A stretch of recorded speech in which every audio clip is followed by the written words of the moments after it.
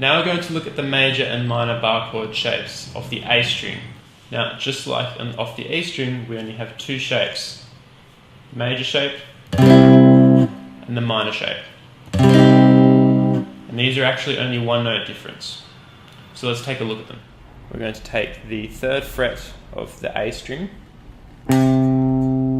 which gives us a C root note. Then we're going to place our middle finger on the 5th fret of the D string, then our ring finger on the 5th fret of the G string, and then our little finger on the 5th fret of the B string.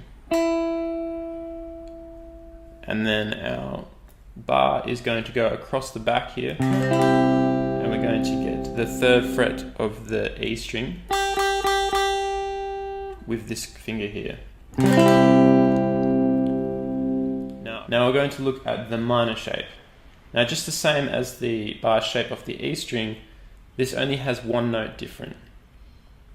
And you may notice that this is actually pretty much the same shape as the major shape of the E string. So don't get them confused. So we're going to be back to our C root note. So now we'll have a C minor chord. We're going to take this bar here. So 3rd fret of the A string.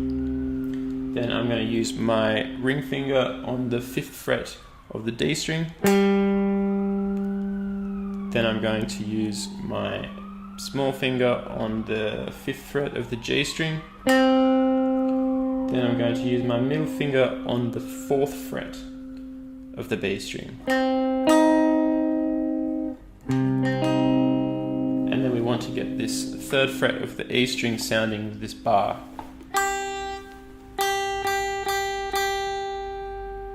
So we have...